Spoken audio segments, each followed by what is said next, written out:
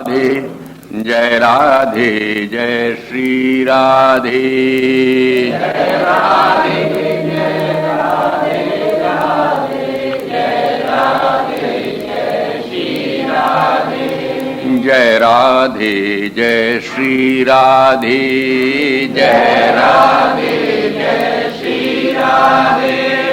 जय श्यामा श्यामा जय श्यामा जय श्री श्यामा। जय श्यामा जय श्यामा जय श्यामा जय श्री श्यामा। राधा वल्लभ कुंज विहारी मुरलीधर गोवर्धन धारी। राधा वल्लभ कुंज विहारी मुरलीधर गोवर्धन धारी।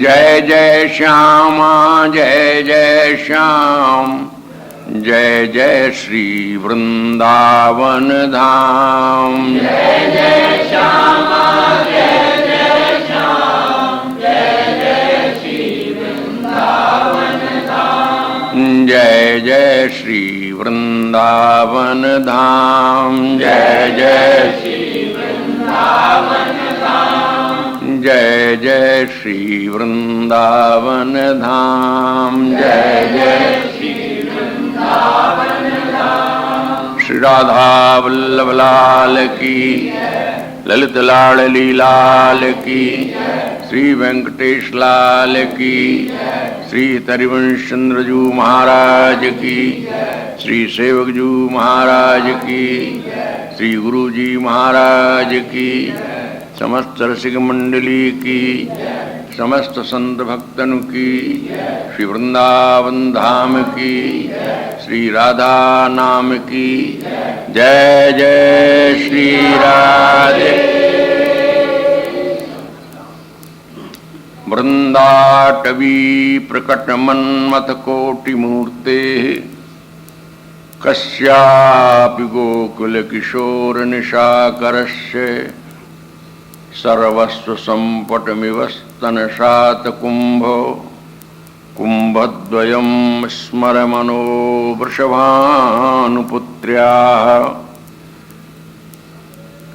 पूज्य चरण प्रातः स्मरणीय रसिकाग्रगण्य आचार्यवर श्री हरिवंश चंद्र जी महाराज अपने हार्द ग्रंथ श्री रससुधा निधि के इस 33वें श्लोक में, जैसा कि क्रमशः रस के विधान का उत्तरोत्तर क्रम से गंभीरतम वर्णन करते चले आ रहे हैं, इस श्लोक में वह जगह पहुंची है जहां श्रृंगार रस के, उज्ज्वल रस के उपासकों को बहुत सावधानी के साथ और अपने तन से, मन से, इंद्रियों से ऊपर उठ करके, तात्पर्य आत्मस्थ होकर अथवा अपने भाव में स्थित होकर के इस प्रसंग को श्रवण करना चाहिए। यो तो ये समूचा प्रसंग ये वर्णन का विषय नहीं है, ये नितांत सत्य है, ये चिंतन का विषय है। बहुत पुरानी एक बात याद आ रही है, जब आश्रम के खुले मैदान में सत्संग हुआ करता था, मुझको भी कुछ बोलते रहने का व्यसन और सुनने वाले आ जाया करते थे। एक बार मेरे मन तो श्री हरिवंश जी महाराज के सुपुत्र श्री कृष्णचंद्र गोस्वामी जी का 70 श्लोकों का एक ग्रंथ है, उसका नाम है राधा उपसुधा निधि। यानी यदि यह राधा सुधा निधि है तो वो उपसुधा निधि है, छोटा समुद्र है, ये बड़ा समुद्र है। 70 श्लोक उसमें प्रार्थना के प्रारंभ कर दिया और 18 श्लोक तक तो मैं बोलता चला गया। 19वां श्लोक ऐसा आया कि जिसे जनता में बोल सकने में मेरे कलेजे में कंपन होने लगा और लोगों को तो आना ही था। समय अपनी गति से आगे बढ़ा, मंच पर बैठा, श्लोक पूरा करना पड़ा, कर दिया। 1 घंटे बोलना था, बोल दिया। पर मेरे भीतर कोई रस नहीं आया, बल्कि एक हिचक, एक मन के भीतर ऐसी भावना आई कि तुम ये सब क्या कह रहे हो, क्यों कह रहे हो, किससे कह रहे हो। संयोग से मेरे एक परम मित्र हैं, संत केसी घाट के श्री भगवान दास जी महाराज परमहंस रामायणी जी, वो आ गए। तो आते ही उन्होंने पूछा, आज आप कुछ खिन्न, कुछ विमन से दिख रहे हैं। हमने कहा हाँ, कुछ ऐसी प्रसंग आ गया। क्या है? हमने कहा जो नहीं कहना चाहिए था सो व्यावसायिक रूप में कहना पड़ गया। व्यावसायिक इसलिए कि रोजाना कथा कहते थे, व्यवसाय है। क्या था? तो हमने वो श्लोक उनको मूल में सुना दिया।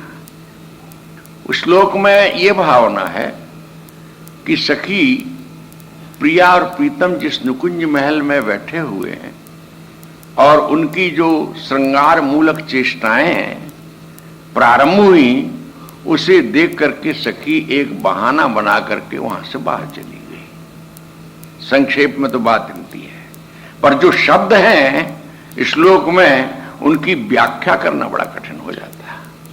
उसमें मूलकार कहते हैं, कदा रतिकला वेशात करशंतम ते कुचांचलम विलोक तत्प्रियम व्याजात स्मृत्या यास्याम्य हम बही। सखी कहती है कि हे किशोरी जी, कभी प्रियतम यदि अपने प्रेम रति कला के आवेश में भर करके आपके श्री अंगों का स्पर्श करने की जब चेष्टा करें, तो उनकी इस प्रेमिल स्थिति का और आपकी संकोच स्थिति का अवलोकन करके एक बहाना लेकर के, क्या मुझे तो बड़ी जल्दी फूल माला बनानी है और यूं कह के मैं नमस्कार करके निकल जाऊं आपके यहां से। बात छोटी सी एक तरह से देखा जाए तो, किंतु भारी वहां पड़ जाती है जहां की श्रोता का चित्त और वक्ता का चित्त एक रस में स्थित नहीं होता। अब इसको दूसरे उदाहरण से समझें। एक बार श्री चैतन्य देव अपने नवद्वीप में कीर्तन कर रहे थे, तो कीर्तन के तो वो आचार्य थे, शिरोमणि थे, उनको रस आता था, वो भूल जाते थे। उस दिन न भूले न कुछ हुआ, बड़े विक्षेप में उन्होंने पूर्ण किया किसी तरह से कीर्तन को। अपने पश्चात भक्त जो थे उनसे पूछा कि भाई आज कीर्तन में आनंद नहीं आया, क्या हुआ, आज हमारा मनोयोग नहीं बना। तो एक एकांतिक भक्त ने कहा, प्रभु कोई बहिर्मुख आ गया होगा इसमें। तो प्रभु ने पूछा कि बहिर्मुख क्या होता है? बहिर्मुख कोई उसके सींग होते हैं कि पर होते हैं कि पूंछ होती है? कि जिसका चित्त जो प्रस्तुत रस है, कथा है, भगवत का चरित्र है, गुणगण है, उसमें न होकर के जिसका चित्त बाहर ही बाहर भटकता है, यानी संसारासक्त प्राणी जो संसार की वस्तु पदार्थ व्यक्तियों के प्रति अपने आप को एक प्रकार से समर्पित किए हुए है, तो उसका चिंतन भी संसारमय होता है, उसे हम बहिर्मुख कहते हैं। श्री हरि के चरणों से जो विमुख है, जिनके लिए सूरदास ने कहा, तजो मन हरि विमुखन को संग, जिनके संग कुमति उपजत है परत भजन में भंग। कागही कहा कपूर चुगाए स्वान नहाए गंग, खर को कहा अर्गजा लेपन मरकट भूषण अंग, गज को कहा नहाए सरिता बहुर धरे गही छंग, पाहन पतित बाण नहीं भेदत रीतो करत निसंग, सूरदास खलकारी कामरी चढ़त न दूजो रंग। तो ऐसे बहिर्मुख लोगों के कारण जो सम्मुख होते हैं उनमें भी विक्षेप आ जाता है। तो प्रसंग है, वृंदाटवी प्रकट मनमठ कोटि मूर्ते कश्याप गोकुल किशोर निशाकर की। इसकी पूर्व भूमिका में 2 पक्ष किए। एक पक्ष में रखा लाल जी को और दूसरे पक्ष में प्रिया जी की उस समुन्नत शोभा को। पहले यह देखना होगा कि जो प्रिया के बक्षोज कुंभों की शोभा का चिंतक उपासक को अधिकार दे रहे हैं। स्मर मनो वृषभानुपुत्र्या कुंभद्वयम स्मर मनो वृषभानुपुत्र्या, वृषभानुनंदिनी के रोज रूपी युगल रस कलश का हे मेरे मन तुम ध्यान करो। सामान्य दास रस का साधक भगवान के चरणों का ध्यान करता है। सख रस का साधक ठाकुर के वक्षस्थल का ध्यान करता है, उसकी भुजाओं से आवेष्टित होता है, उसका ध्यान करता है। यानी तब तक अधिकारी दासों का, सेवकों का, मित्रों का माता है तो अपने पुत्र के उदर का ध्यान करती है कि वो भरा कि नहीं भरा। तो जिसके रस का जहां पोषण होता है उस वस्तु का ध्यान करता है। हरिवंश जी महाराज ने जिस उपासना का प्रादुर्भाव किया और उनके समकालीन समकक्ष अन्यान्य रसिकाचार्य महानुभावों ने जिस उपासना को प्रकट किया, श्रुति और शास्त्र उसको गुह्य गुह्य गुह्य गोपनीयम गोपनीयम गोपनीयम बारंबार कहा जाता है। गोपाल सहस्त्र नाम में ठाकुर के ऐश्वर्य माधुर्य परक 1000 नाम है। उसकी अंत में पुष्पिका में कहते हैं गोपनीयम गोपनीयम गोपनीयम, छिपा के रखो छिपा के रखो छिपा के रखो। क्यों? बोली ये वस्तु सबके हाथ में देने की नहीं है। अनधिकारी के हाथ में यदि वस्तु दे दी जाएगी तो वस्तु का तो वो स्वरूप समझेगा ही नहीं। बस यही होगा कि बंदर के हाथ में आपने छुरा दे दिया तो वो सिवाय अपनी नाक कान काटने के और कुछ नहीं कर सकता। ये तो छुरप्र है, ये रस की पैनी धार है, ये प्रेम को पंथ करार महा, तरवार की धार पे धावनो है। कभी बोधा अनी घनी नेज होते ता नेक न चित्त डुलावनो है। ये प्रेम को तंतु बहुत ही कोमल है, अति सूक्ष्म मृणाल के तार होते हैं। कमल की डंडी यदि तोड़ी हो और उसमें जो पतले पतले तंतु धागे से निकलते हैं जिनसे मलमल बनती, शायद उस धागे का भी 100वां हिस्सा होता होगा। कमल की डंडी को तोड़िए तो उसके भीतर जैसे ये उड़ना भी मकड़ी जैसे जाला फैलाती है, इस तरह का झीना एक तार सा, कई तार उसमें एक साथ दिखते हैं। बोधा कवि कहते हैं इससे भी सूक्ष्म है, पर तहां नेकुन चित्त डुलावनो है। वहां धन की ओर, मान की ओर, यौवन की ओर कभी चित्त को विचलित नहीं करना है। यहां पर एक बड़ी अच्छी भक्त महिला थी, अब उनका शरीर पूर्ण हो गया। उन दिनों हम सेठ प्रभुदयाल के यहां वृंदावन की माधुरी इनविल आस्वादन कियो, इस छप्पे की व्याख्या करते 2 महीने बीत गए। वो वृंदावन की माधुरी में अटक गए हम लोग। तो उसमें 16 श्रृंगारों का एक वर्णन आया, जिसमें भगवत रसिक की एक कुंडलिया के आधार पर स्नान से लेकर के 16 श्रृंगारों का समूचा वर्णन था। वो माता सुनते सुनते संकोच में भर गई। एक दिन वो हमारे डेरे पर आकर के कहने लगी आपसे एक प्रार्थना है। हमने कहा कहो। कहने लगे आप ये जो चितवन हास विलास कचगूथन सीमंत सुभाल तिलक सुखरास नैन अंजन अतिशो है, बीरी बदन सुदेश चिबुक मस्कन मनमोह है, जावक मेहंदी अंगराग भगवत नितमुदिता ये 16 श्रृंगार मुख्यता में बर सुचिता सुचिता शील स्नेह गति चितवन हास विलास, इस वर्णन को मत कीजिए। मैंने कहा आपने कह ली अपनी बात? बोले हाँ। मैंने कहा कल से आप मेरी कथा मत आया कीजिए। तो एकदम वो भौचक्की रह गई। अरे वृंदावन धाम है, प्रियालाल का धाम है, ये रस की उपासना के लिए सर्वस्व का परित्याग करके यहां पर रसिक जन आते हैं। और यदि उसका वर्णन यहां नहीं कहा जाए तो तुम बताओ विश्व ब्रह्मांड में कहीं कोई जगह है जिसका जहां इसका वर्णन हो सकेगा? यदि श्रोता मिलता है तो इसका यही मिलता है। एक बार एक देव कृष्ण नाम का सिंधी भक्त हमको बंबई ले गया पकड़ के, साधु वेला में कथा का आयोजन किया।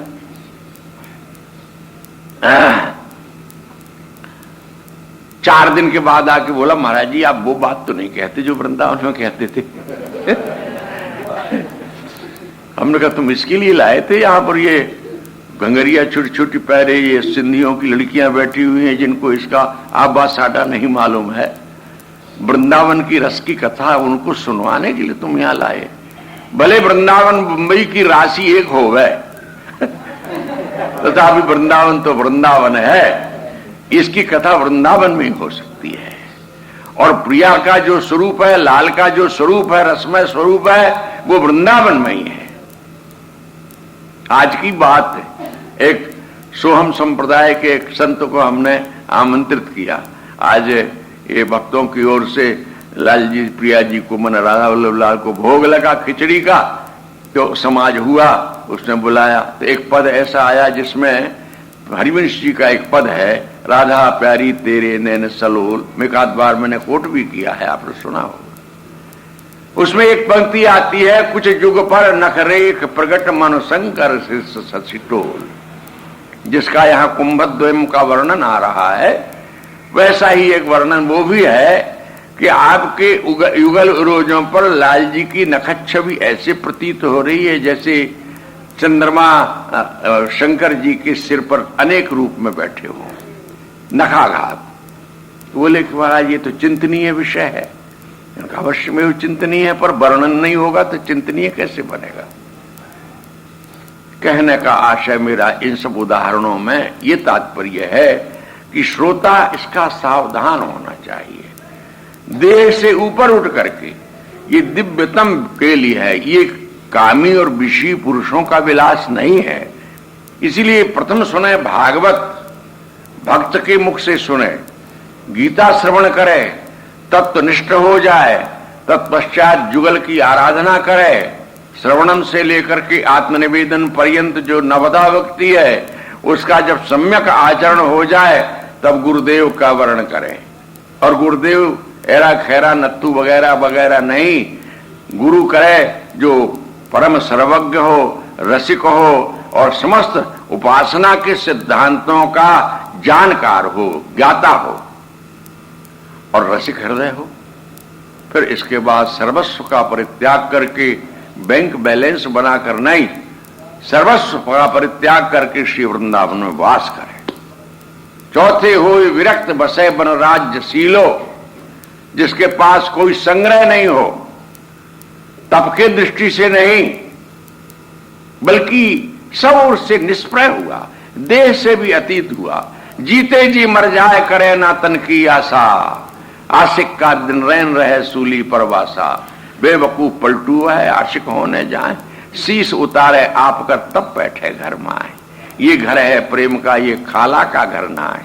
शीश उतारे भूई धरे तापर रखे पांव, प्रेम नगर के बीच में ऐसा हो तो आओ।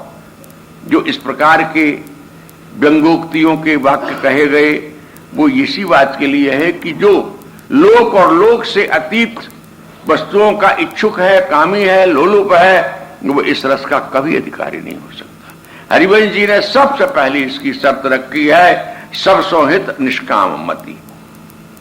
कामनाओं को तो समाप्त कर दे, विषय वासना जारिके, झाड़ उड़ावे खेह, मार्ग रसिक नरेश की तब ढंग लागे दे। स्वामी हरिदास जी महाराज के जीवन का एक संस्मरण भक्तों के मुख से सुना जाता है। किसी ने पूछा स्वामी जी महाराज से कि आपने जो केली माल में प्रिया प्रीतम की प्रेम केली गाई है, मायरी सहज जोरी प्रकट भई, जो रंग की गौर श्याम घन दामिनी, जैसे पहले होती अब हूं आगे हो रही है, न टरी है तैसे, अंग अंग की उजराई सुहराई सुंदरता ऐसे। श्री हरिदास के स्वामी श्यामा कुंज बिहारी सम बैस बैसे। टीकाकारों ने तो, आप तो मोटे अर्थों में यही समझ रहे हैं ना कि श्याम गौर प्रिया प्रीतम प्रकट भय, पर रसिकों ने इसको और भी स्वामिनी के कुछ कुंभों में ले जाकर के घटित किया है। वो बात यहाँ अप्रासंगिक तो नहीं है, परंतु अब कहने की आवश्यकता नहीं है। तो किसी ने पूछा कि महाराज श्री आपने जो ये नित्य विहार रस, निकुंज रस, नव किशोर नवल किशोरी का परस्पर मिलन का और रति विहार पर्यंत विहार का जो वर्णन किया है, इसका कोई अधिकारी होगा विश्व में?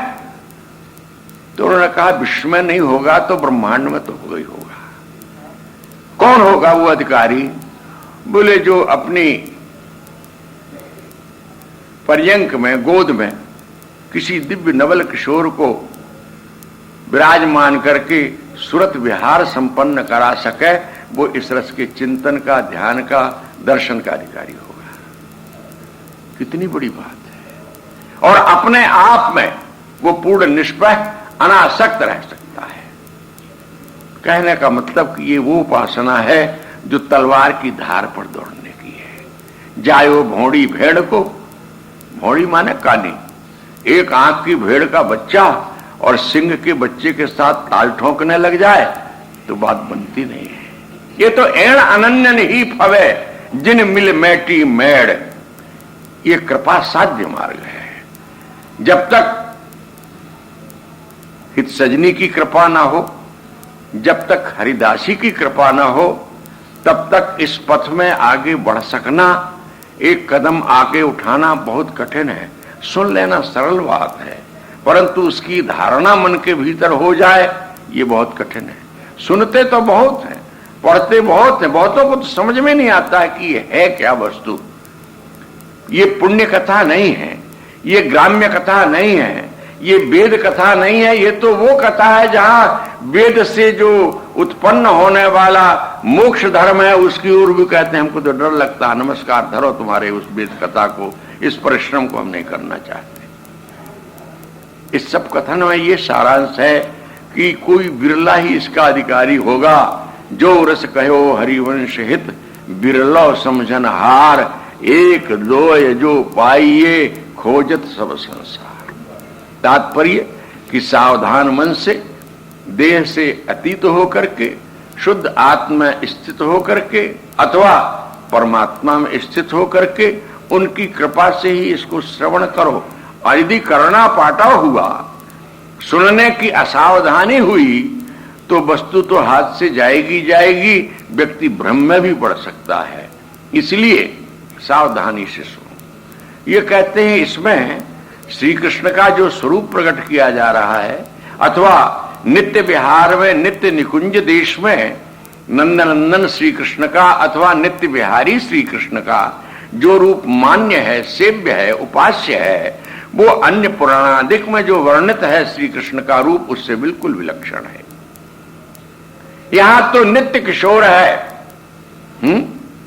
आचार्य ललिता सखी, रसिक हमारी छाप, नित्य किशोर उपासना, जुगल मंत्र को जाप, जुगल मंत्र को जाप वेद, रसिकन की बानी, श्री वृंदावन धाम, इष्ट श्यामा महारानी, प्रेम देवता मिले बिना, सिद्ध होय न कारज, भगवत सब सुख देन, प्रगट भय रसिकाचार्य।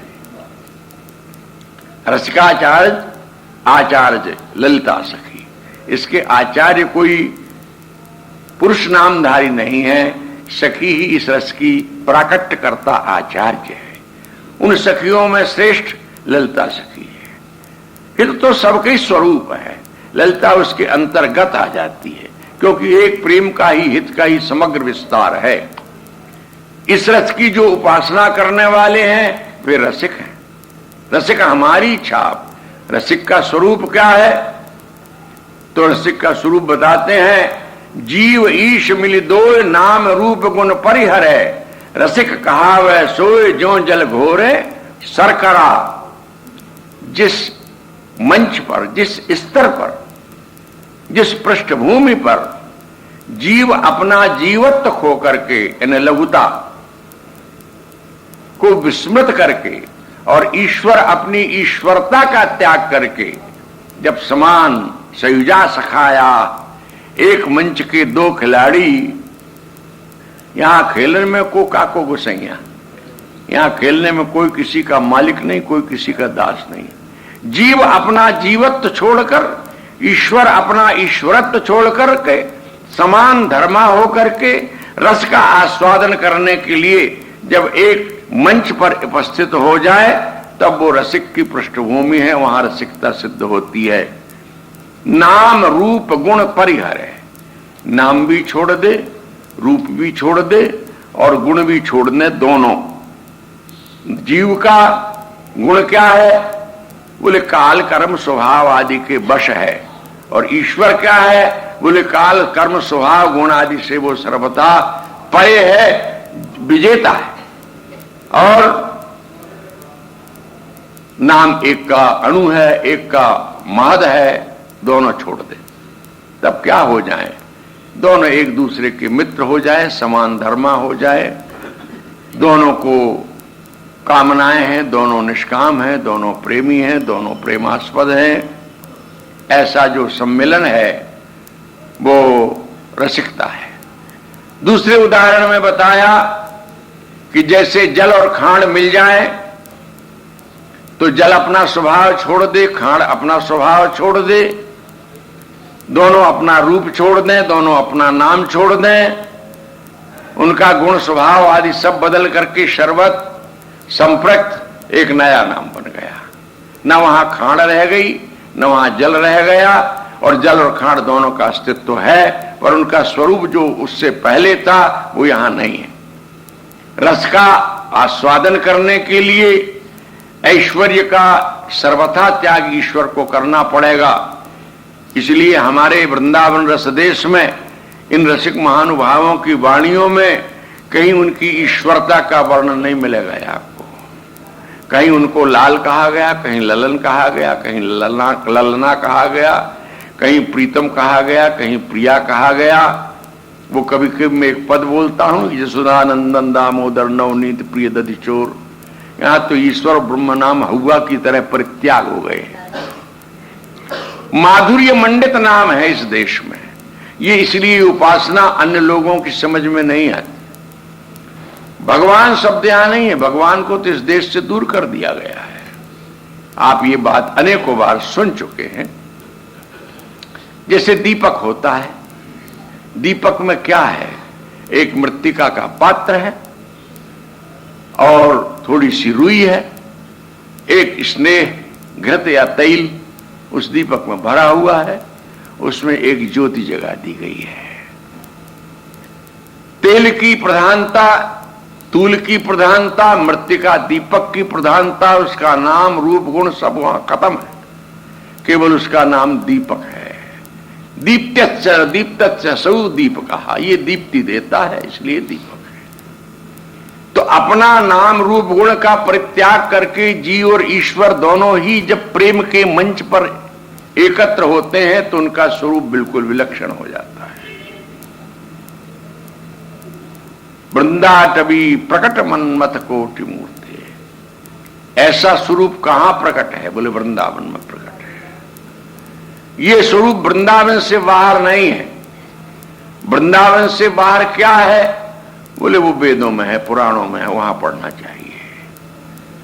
वृंदावन में एक प्रकट रूप है, एक अप्रकट रूप भी है।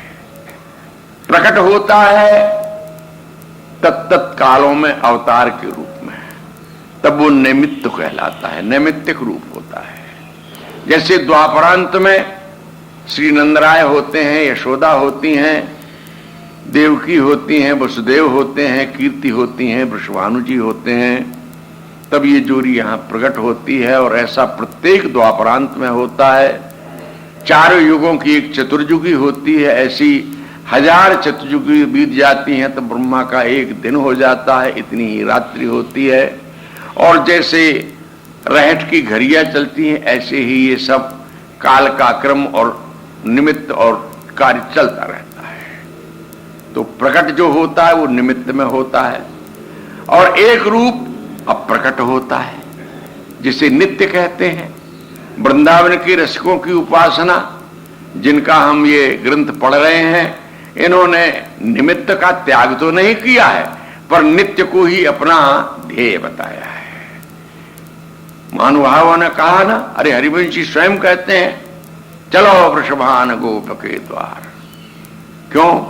बोले जन्म लियो मोहन हित श्यामा आनंद निधि सुकुमार। वृषभान गोप के द्वार में जिस श्यामा ने जन्म लिया है वो आनंद निधि है, सुकुमारी है और श्यामा है। श्यामा का अर्थ होता है जो नई 16 वर्ष की आयु से सौष्ठव श्रृंगार से अपने यौवन और उसके विलासों से सदा नित्य एक रस परिपूर्ण है, उसका नाम श्यामा। वह 16 वर्ष का जो नित्य धाम में नित्य श्यामा है, वो आज वृषभानु के भवन में कृपया वृषभानु के ही यत् प्रादुरस्ति, वो कृपा पूर्वक एक शिशु के रूप में प्रकट हो जाती है। तो जो प्रकट होती है वो नित्य नैमित्तिक है, और जो नित्य धाम श्री वृंदावन में नित्य एक रस रहती है वो नित्य है। जैसे जय श्री हित हरिवंश विपिन भूतल पर संतत अविचल जोरी, वहीं चतुरासी के पदों में कहा ये भूतल स्थिति जो श्री वृंदावन है, इसमें यह जोरी अंतरंग अप्रकट रूप में नित्य एक रस है। संतत का अर्थ क्या होता है? निरंतर एक रस, कालावधान विच्छेद रहित। काल रूपी व्यवधान विच्छेद जिनमें नहीं उत्पन्न कर सकता, ऐसे काल से अबाधित रूप में जो नित्य अपनी नवयौवन अवस्था में कैशोर लीला करते रहते हैं। तो यहां कहते हैं कि हम निमित्त को लेकर के वार्ता कर रहे हैं। नैमित्तिक धर्म में ये वृंदाटवी नित्य होकर के भी अवतार काल में नैमित्तिक रूप धारण करती है। जब नैमित्तिक रूप धारण करती है तो इसमें उत्पत्ति और पालन प्रलय के भी धर्म देखे जाते हैं।